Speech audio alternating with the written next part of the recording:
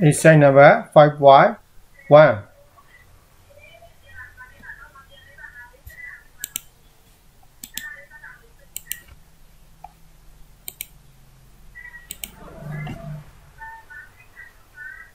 One a parcel.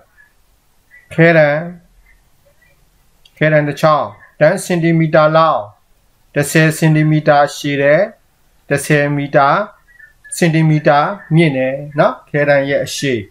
Karen yet a mean so that what. But the movie hale so height of object. Yeah, we 2 year a mean.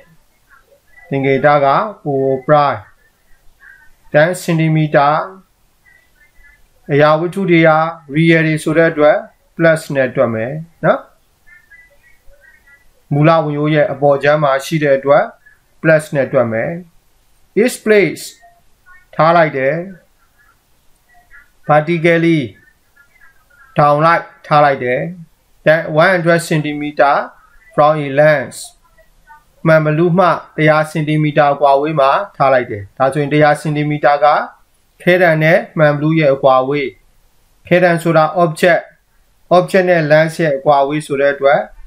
object distance သို့မဟုတ် object position သင်္ကေတက u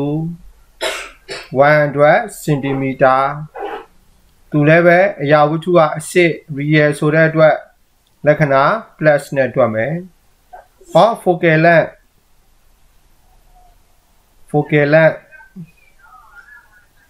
F က plus 50 cm ရှာခိုင်းတာက size of image ဆိုတဲ့အတွက် I bright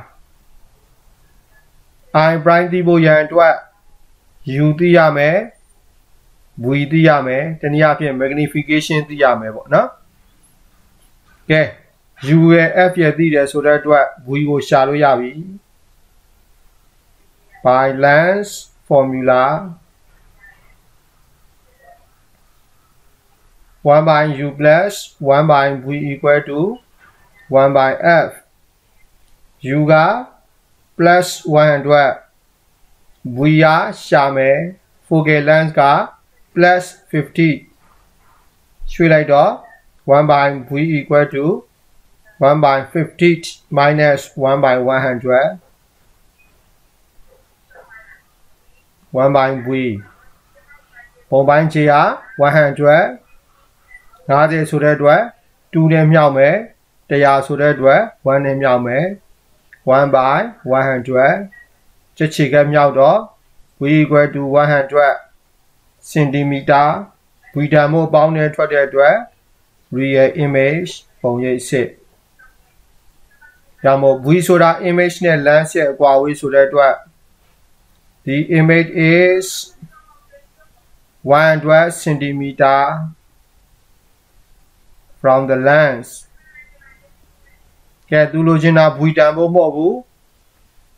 I prime ဆိုတဲ့အတွက် magnification ရှာမယ် m equal to minus v by u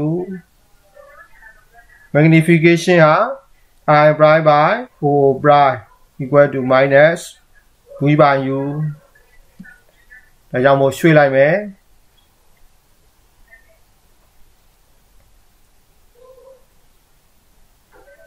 I prime equal to minus v by u into o prime v တန်ဖိုးဟာလောက်ရထားလဲဆိုတော့100 cm u တန်ဖိုးကလည်း100 cm O prime က10 cm ဒါကြောင့်မို့ရှင်းလိုက်တော့ I prime equal to minus 10 cm I prime မှာအနှုတ်ရဲ့အဓိပ္ပာယ်ဟာ inverted ပြောင်းပြန်ပေါ်တယ်လို့ပြောတာဒါမို့ဒီစာသားတွေရေးပွေးဖို့လိုတယ်အပေါင်းနဲ့ထွက်ရင် erect အတက်ပေါ်တယ်ပေါ့ကဲဒါ exercise number 5ရဲ့ပုံစံဖြစ်တယ်